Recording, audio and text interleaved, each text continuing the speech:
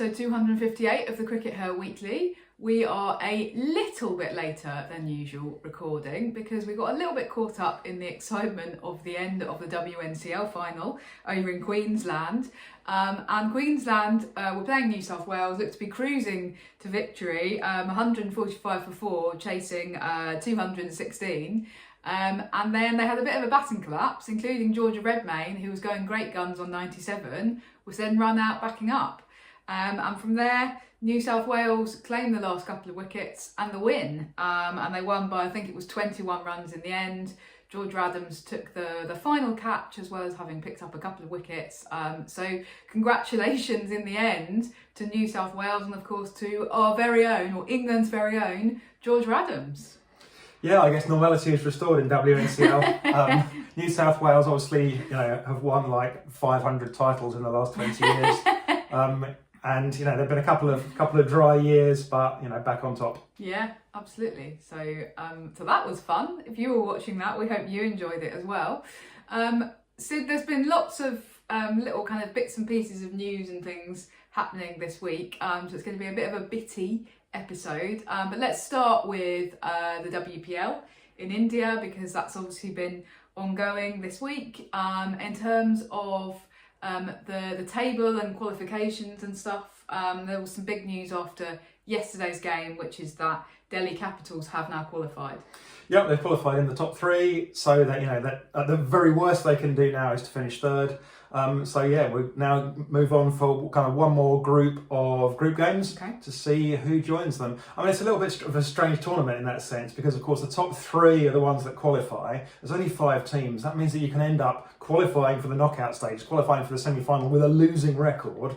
And still, at that point, you only have to win 2 games. And you can go on and be the WPL champions. But, it's still, keeping it exciting. And it's been a good week. It's been a good week, particularly for Jess Jonathan, who, has had two big scores, 2 big scores with the bat. Yeah. We think of her very much as a bowler because that's the way Australia tended to use her. She did actually open the batting a few times for Australia right at the beginning of her career, back in like 2014, 2015. She opened the batting in several T20s and I think in 1 ODI. But generally speaking, Australia, in later years selected her as a pure bowler. She batted a lot higher up in things like WNCL, but definitely a late career, renaissance with the bat, and good luck to her. And it's really interesting the way that players do get pigeonholed, and the way that's, it's really hard to break out of those pigeonholes sometimes, because, coaches will go, well, we've selected her as a bowler, so obviously we're going to use her as a bowler. But on this occasion, she's got up there with the bat. They needed someone else in Alice Capsey's spot, really. I mean, she's essentially taken Alice Capsey's spot, batting at number 3. They needed her. She stood up, a couple of 50s, got them through to the knockout stages. Of course, as I say, it could all change very quickly, because whoever gets that 3rd place could still go on and win it. But at the moment, Delhi Capitals looking very much in prime position. Absolutely. What about the rest of the table, Sid? Because RCB, interestingly, are struggling a little bit now. They had a big defeat to the Delhi Capitals yesterday, and that means that actually they've dropped below UP Warriors on net run rate. And that actually follows on from, it was Monday, wasn't it, that we saw the first ever super over in WPL history, and that was UP Warriors managing to scrape the narrowest of wins against RCB, thanks to none other than Sophie Ecclestone, actually. Yeah, one of her great performances with the bat. Everybody knows that she can do this occasionally. You get her in the zone, and she can hit a long ball. Yeah. And she was in the zone that particular day. It all came off. She didn't then go in and open the batting in the super over, and she looks a bit cross about that, actually. She looked like, I should be out there opening the batting. I'm the one that's just nailed this for you. But it's a really interesting question, isn't it? A kind of because we don't see super overs very much. So when they do pop up, you're sort of you're kind of a little bit on the hoof, aren't you? And you're trying to work out what the dynamics are and what's going to happen. And there's questions about who is the best batter in that situation. Is it the person who's just come off the field, is in form, is kind of warmed up, and is very much in tune with that particular day and that particular pitch? Or do you have your 2 super over batters who you always send out to bat in that situation. Yeah, and RCB sent out Smriti Mandana, who's, obviously a fantastic, wonderful player, but, they could have sent out Elise Perry, who on the day had been, nailing the ball, and she was the one that, scored the bulk of their runs on the day. And at the end of the day, they didn't score enough runs in their super over. I think a super over is just like one of those things. It's impossible to practice. You can't practice it, right? No. Because it's all about pressure and about who you're facing at the other end. Yeah. And the UP Warriors obviously had that other trump because obviously Ecclestone did get the chance to bowl that super over. She did. And there's a reason why she's the #1 ranked bowler in the world. Well, we thought that UP Warriors had messed up because they, I think they got 7 off their super over, and the few super overs we've seen, that does not look like a winning score. But then Ecclestone comes on, and I think she conceded 4 from a super over. I mean, that's just phenomenal, isn't it? Yeah, and it's I suppose in some ways a slightly easier task for the bowler because the bowlers are a bit more used to that kind of pressure of having to bowl every ball on the money, and that is what Ecclestone does, right? But yeah, so fantastic stuff. I mean, and just to continue the theme, could John Lewis go on and win WPL? I mean, he definitely could. That would be a turnaround.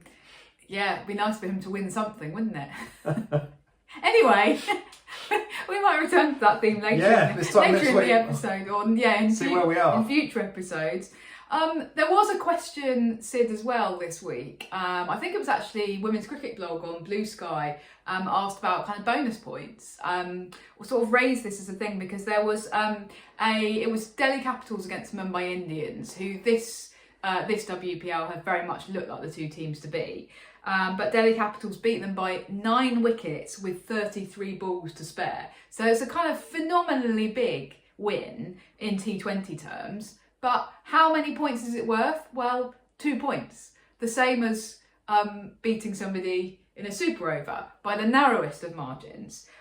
So what do you think about that? Yeah, do Sid? they Because deserve more points for that? There are no bonus points in WPL at this as it stands. Yeah, I mean, it would certainly keep things, interesting for longer. And in I guess bigger tables, that's kind of important. If you've got like 8 teams, and it can keep things interesting for longer, because obviously you could potentially win 5 points per game. I'm not sure we want to get to the point where we used to have in the Women's County Championship, where there were 8 bonus points available per game, and you could get between 1 and 8, which meant that if you won the game, you could get 8, 9, 10, 11, 12, 13, 14, 15, or 16 points, which was a bit crazy. But yeah, I mean, I think the other side of the coin is there is some value in just keeping it simple for the fans. You look at the most successful spectator sport in the world is the Premier League, and the Premier League, you get the same number of points for a win as you do for a big win. Yeah, keep it simple for the fans. One thing that we notice in regional cricket when we do things like commentary is that everybody's always scrabbling around going, oh, what's the bonus point thing again? And it's not even that complicated, the regional cricket formulation, but still somebody has to sit down and go, hang on, what was it again? And you need to multiply this by this, and then add this, and subtract the number you first thought of. And also, if you're chasing and you're doing really well, then what's the amount of overs that we need to get the runs in? There's somebody it's in like each one of those team things is that nobody can remember. No, nobody. And sometimes the maths is quite complicated as well. Well, it can be, because if you hit a 6 off the last ball, that can increase your run rate more than if you hit 1 off the last ball. Because if you need 1 to win and hit a 6, that can be a different outcome to needing 1 to win and getting a single. Okay. So it does wind up being complicated, and So I think that there is some value in simplicity. My guess is that we'll probably stick without the bonus points, but they don't use bonus points in the men's IPL, do they? No idea. Have no interest in it whatsoever. So. I'm sure that some of our viewers are screaming at us right now saying, how do you not know this, you dolts? Well, the answer is we're not interested in men's cricket, sorry. I mean, let's see, because the other thing is that expansion is definitely on the cards for WPL, right? I think we even said this last week. It's been so successful, there's only a matter of time before we will see 6, 7, 8 teams in the WPL, and at that point maybe it's time to revisit it. Yeah. Well, I mean, and at that point they'll probably look at having 4 teams qualify rather than 3 for the knockouts. And I suppose the other thing to say is that I did see this reply to Martin's tweet is that, of course, they did actually get a bonus, because the bonus they got is a massive increase in their net run rate, which could be really critical if someone else winds up on the same points as them at the top of the table. Then one of them has got to play the semi-final and one doesn't. Yeah. That's a fair point as well. So when you've got less teams, then net run rate then becomes really crucial, doesn't it? And it's very likely this year that we're going to see net run rate as part of that formulation. Oh well, we love a good bit of net run rate because that's really easy to calculate. Nobody's done a UK in Eurovision and got 0 point. Oh, so. Okay. Well, that's disappointing. We love a good underdog story, Sid. Anyway, that's WPL. Continues this week, of course. Over in New Zealand, Sid, there's been some news which relates to kind of what we talked about last week, and you're feeling quite smug right now, aren't you? Just a little bit, Raf. Tell everyone why I'm feeling smug, Raf. Okay, well, in last week's episode, we had this discussion about who's going to be the captain for New Zealand in their series against Sri Lanka, because Sophie Devine is taking a break. And Mealy Kerr has said she's staying out in India for the end of the WPL. And you said, oh, of course, it will be Susie Bates. And who have they named as their captain? Susie Bates. Yeah. I mean, you could argue that it was a not a particularly difficult one to predict. Well, you could argue that, Raf. Or you could not argue that. I mean... Okay, congratulations to Mystic Sid over here. So they have specifically said though that she's going to be the interim captain as well. Yeah, absolutely. I think there's a couple of things to say here. The first is that I actually made a mistake last week. I said that the Sri Lanka series was New Zealand's last series of the summer, but of course actually Australia are going back to New Zealand for some T20s, so there's actually one more series to go this summer. So apologies for that. Forgot about that one. The real thing here is that I think that this certainly means that it's effectively an announcement that Amelia Kerr is the next captain. Why isn't it an announcement that Amelia Kerr is the next captain? Because Amelia Kerr is the only other player that's missing, and therefore if it wasn't going to be Amelia Kerr, if they were going to pick Lauren Down as the new captain, then I should think she might be injured, but you get the idea. Then they'd have picked her as the captain for this. Said she's the captain. So it means that Amelia Kerr will be the captain, Okay. and you can expect Amelia Kerr to captain New Zealand in those T20s against Australia, which are the thing that finishes New Zealand's season. Okay, interesting. Now the other thing that we've been having fun doing this week, Sid, is where are they now? The Kiwi edition, okay? Because we've got not one, not two, but three coaching announcements relating to former New Zealand internationals. Yeah, all from the same generation as well. All from the same generation, which is kind of interesting. There's definitely a sort of a feature piece to be written about this with my journalist hat on, about this kind of generation producing these coaches. So we already knew that Sarah McGlashan was the New Zealand cricket high performance coach, I believe. This kind of New Zealand sort of a New Zealand 11, they're calling it. It's not actually New Zealand. They're going to play some 50 over warm-up games against Sri Lanka before the kind of full internationals kick in. And so who is going to be assisting McGlashan with the coaching? Well, it's Amy Satterthwaite. So that's an interesting appointment, isn't it?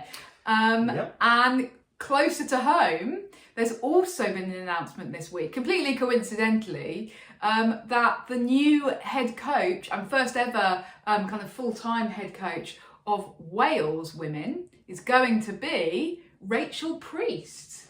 Yeah, so another one of those New Zealand women. Yeah. I guess one of the reasons for this is, of course, all of that generation were the generation that in their entire 20s they didn't really have professional careers, so they had to do their coaching badges because the only way to make any money in cricket was for them to do coaching. Yeah. So they all pursued their coaching badges from very early in a way that the players now, I believe, aren't. So people aren't starting their coaching badges at 18 like they did. No, and I suppose there's generation. a higher volume of international cricket and franchise cricket and things like that to think You don't have the time, do exactly. you? Yeah, but it was something that generation definitely did. They all got their coaching badges very, very early in age-wise. The Rachel Priest thing is really interesting. I mean, it's not that big a surprise appointment because she's been associated with Wales for a long time. She played a couple of years at Berkshire. I got to know her a bit when she was doing that. She's someone that's always fun. She's popular, gets on with people. Just a good person to have around, a good leader.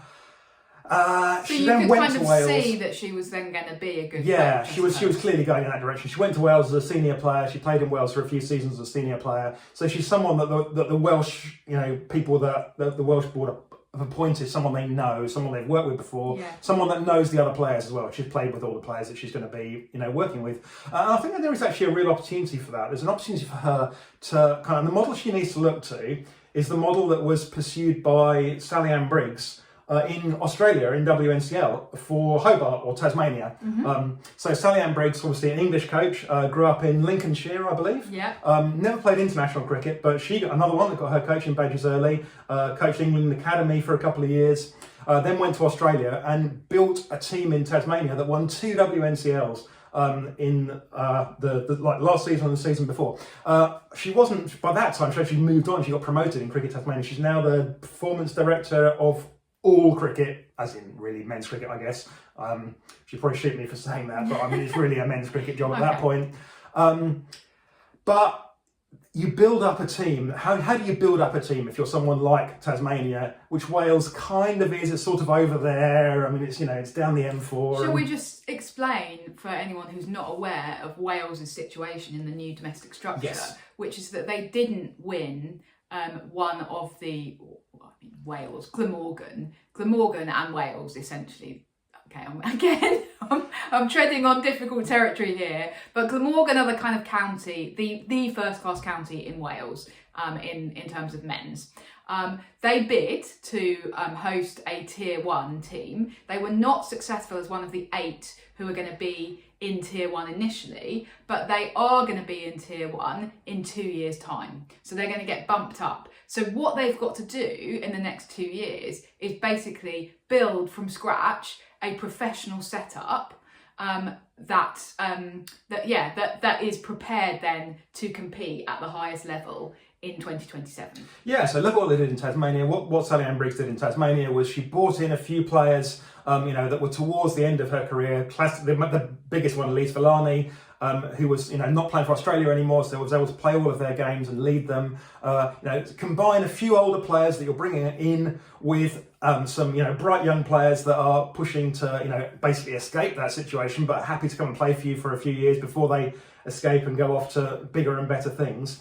And that's how you can build a team that's potentially a winning model for somebody like Wales. So, good luck to Rachel Priest. Yeah, absolutely. And I guess Wales very much are kind of going to be seen as the underdogs going into coming up into Tier 1 in 2027. So it's all about making those canny signings. So many, basically all of the players will have been already allocated to other teams and will have sort of adjusted to the new setup. And Wales or Glamorgan are going to be the sort of jolly come latelys trying to catch up. And that is sort of the situation that Tasmania were in. So I think it's an interesting parallels there. So Rachel Priest, Sally Ann, get on the phone to each other, have a chat, exchange some tips. Yeah. Okay. Interesting. Just briefly on the Australia tour of New Zealand, that's coming up, and we have had a bit of news about that this week.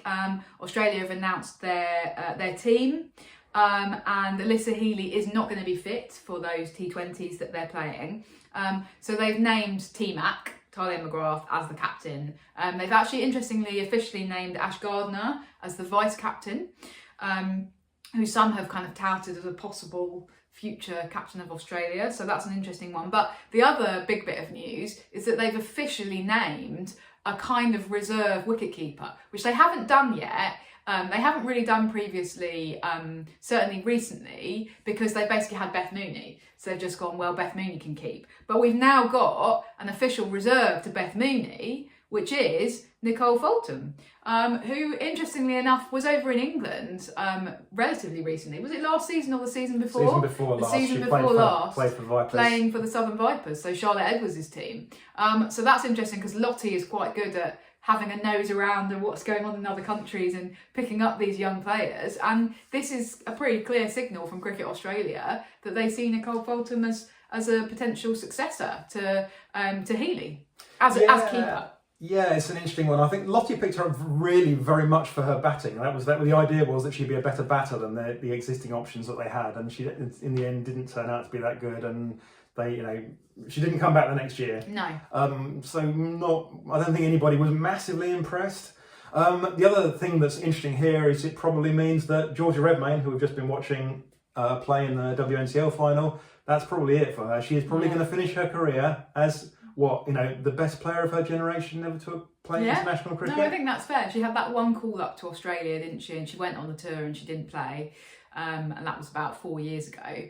And here we are. I guess that they think that her time has slightly passed now, and it's unfortunate, but it is the kind of thing that does happen, particularly to wicket keepers, because you only need one wicket keeper in your 11. Yep. So unlucky to Georgia Redmayne, but still a very successful career. And also the great thing that Redmayne's been able to do, of course, is make money, but also be successful in franchise cricket. So it was so great watching her in the 100 over here last summer. She'll be back next year as well. Yeah, she has been retained by London Spirit. Shall we neatly segue on then, Sid, into the 100 announcements which have been made this week? So what we've got is the retentions, haven't we? So we don't have full squads yet. There are some spots that have been left open because the process by which teams kind of allocate players is a little bit complicated. It happens in stages, but we've got a much better idea now about what the team's going to look like. We did actually have a question from Craig on Twitter asking about our thoughts on retentions for the 100. He says some big signings like Shoot, big releases like Knight. Well, we will talk about Heather Knight. So thoughts on retention, Sid? Yeah, so it's the retentions and the direct signings. So some people have been directly signed, where you can basically go to someone and go, will you come and play for us? They're allowed to sign one player directly like that, and then they're allowed to retain a certain number of players from last season. So it's been some interesting game theory going on, first of all, because with a couple of those, that people that haven't been retained actually have been retained. And it was Martin from Women's Cricket Blog that pointed this out to me, so shout out to him, because I hadn't spotted that directly, because we looked at it immediately and was like, hang on, Heather Knight's not retained. But what Martin pointed out was, well, actually, she has effectively been retained. Why? Well, there's no point, if you're going to pay someone top whack, there's no point in retaining them, because you know that you can get them on right to match. Okay. So when you go through the draft, you can either pick them in your first slot, or if somebody else picks them before you, you can go, aha, right to match, they played for us last year, so we want them. You can do that once in the draft process. Okay. So for a top slots player, that means that, in fact, Heather Knight and Sophia Dunkley, both of their teams, have sort of had an extra retention, if you like, because they haven't used their retention spots for Knight and Dunkley, but they almost certainly will retain them in the draft via right to match if anybody else comes in first. And so they will both get the top whack available spots, which is 60k now, isn't it? And that's what the Manchester Originals thought they were doing with Kate Cross last year, but the mistake they made is they were looking to retain her in a second tier spot, and the Northern Superchargers came in and gazumped them with a tier 1 spot for her. So that's how that went wrong. And Manchester Originals didn't then have an equivalent spot available. To be able to they couldn't say, you can't actually even say, come and play for us for a bit less money, because that's not how it works. That's against the rules. So anyway, that can't happen in these instances. So Knight has almost certainly been retained effectively by London Spirit, and Dunkley by the Welsh Fire. Yeah. Now, the really interesting thing for me, though, is that this leaves the Oval Invincibles. Oval Invincibles have a top spot remaining. Yeah, they do. But they've already signed all of their 3 overseas players. Okay. And you can't sign a fourth. You can't sign a fourth overseas player. Okay. So that means that they can't sign any of the players that have been retained. Right. They're not going to be able to sign Dunkley or Knight. So who are they going to sign in that top spot? And the answer is that there aren't very many players left. Now, I've actually posted these. If you go and look on Blue Sky, our Blue Sky feed, Blue Sky /CRICKETher, you can see a long list of players who, one of these domestic players, I mean, you've got the likes of, oh dear, I need to open my list, but you've got the likes of Eilish Cranstone, Ellie Anderson, Ellie Threlkeld, Emma Lamb, Fran Wilson. One of those domestic players, probably someone who hasn't played for England, is going to win the absolute jackpot here and get a £60,000 top tier slot in the 100, because Invincibles aren't going to be able to pick anybody else. That's really interesting. So have they slightly messed up there? I think possibly they have messed up a bit. Did they think that there were going to be more players become available in the draft, or Some suggestion that possibly they've wanted to sign Dunkley, who obviously is they kind of see her as a Surrey player, even though actually she's she's a Middlesex player, really. She could move. Well, but she'll get right to match by Welsh Fire. So unless Welsh Fire say no, we don't want you, which is really unlikely. Yeah. Okay, because then Welsh Fire would put themselves in the situation. Exactly the same situation. They'll then have to select. Really interesting. Okay, so go and have a look at that on Blue Sky and tell us who you would choose. Yeah. So in terms of that question from Craig about who's done well and who needs what in the draft, that's a big kind of strategic error, I guess, by Invincibles. So well, it does potentially look like it. Intriguing, isn't it? Okay. Just finally, Sid, there was another announcement from the ECB this week. A lovely positive announcement about an England women's cricket pathway squad, 15 players who are travelling to Abu Dhabi for a training camp. I think it's only about 10 days or something. Lovely that we're getting all of these announcements from the ECB, by the way. But can I just say, it really does feel like they're chucking us some crumbs and we're sat here going, hang on a minute, guys, that's the England dressing room on fire behind you. What's happening with that? Still absolutely no news, by the way, about Heather Knight or John Lewis or any of the senior team or anything. Yeah, so who knows about any of that? I mean, it does, as you say, definitely ring of the sort of dead cat thing, which we talk about in politics. In politics, if people are talking about something that you don't want them to talk about, then you walk into the room and throw a dead cat on the table, and then suddenly everyone stops talking about the thing you didn't want them to talk about because they start talking about the dead cat. Yeah. So dead cat 1 is the 100 retentions. Dead cat 2 is this kind of pathway to Abu Dhabi. Now, effectively, Sid, this is actually it's sort of like 2 different camps, isn't it? It really is, yes. I mean, there's a bowling camp and a batting camp, basically, and they're sort of going at the same time, and they're going to obviously, the bowlers are going to bowl at the batters, and the batters are going to bat at the bowlers, and I guess it all sort of works out. I mean, it's a positive thing to be doing, but it's just a bit odd that they're announcing this thing. It's just like, well, this is just totally normal. You had some money left over at the end of the year. You were like, okay, well, we've got some money left over. Let's go on a nice warm weather camp, and the girls can bond a bit, and I can't help but feel though that it would have been more useful to do this in December with the England under-19s women's squad when they actually had a particular tournament that they were building towards. And actually it's frustrating because when we asked the ECB about this, they actually said, "Oh well, no, we don't think they need it because we've got all of the warm weather stuff. We've got this special machine at Loughborough that replicates warm weather conditions." And now I'm sat here scratching my head, going, "But you're sending these 15 random players." No offence, it's a great opportunity for lots of these, but it does seem to be a bit of a random mishmash. Yeah, I wouldn't read too much into this group. Basically, I mean, if you're a player, and you're watching this, probably don't.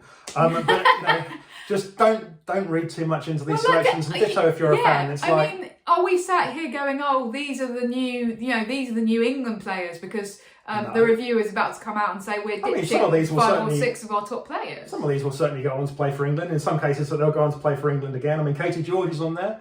I wouldn't be surprised if in 10 years' time we're looking back and Katie George has won 70 or 80 caps for England. Interestingly, I don't think it'll be as a bowler. I think if that happens, it will be as a batter. I can see her transforming over the next couple of years. Big year this year for Katie George. If she can transform herself into a genuine top order batter, then she could be back on, for someone that's part of the England team for, the rest of her 20s and early 30s. I think that's really intriguing, and she's also a great fielder, as we see in domestic cricket. But the ECB and the people involved in the performance pathway clearly still see her as a bowler. Well, she's been selected in the bowling side. People. We're back to that. Okay. Look at Jess Jonathan. The other kind of open question is this camp somehow linked to the England A tour to Australia, which we've had very little information about. We think it's happening in March. I tried to find out a bit more about it, but I couldn't. The idea is that an England A team are going to play an Australia A team, and Claire Connor. The only information we've got about this is, it's been mentioned, so it's not a secret. Claire Connor mentioned it in her Ashes review press conference, but we don't have dates, we don't have names. So if you do well in Abu Dhabi on this camp, are you then you're already halfway to Australia at that point, so you're just hopping on another plane? What? We're halfway there. Okay, Sid. And I would walk 500 miles to get to Australia to play in the A tour. Yeah. Should we? Oh dear. Maybe you should edit that bit out. Right, let's wrap up. Please don't give us a copyright strike for that YouTube. They won't, because it wasn't in tune enough, so it won't be picked up. Fingers crossed. Right, anyway, thanks for tuning in, everybody. There are lots of topics this week, quite eclectic. If you have thoughts on anything that we've talked about, then do comment below the line. We love hearing from you, and we will see you in a week's time. Bye! Bye.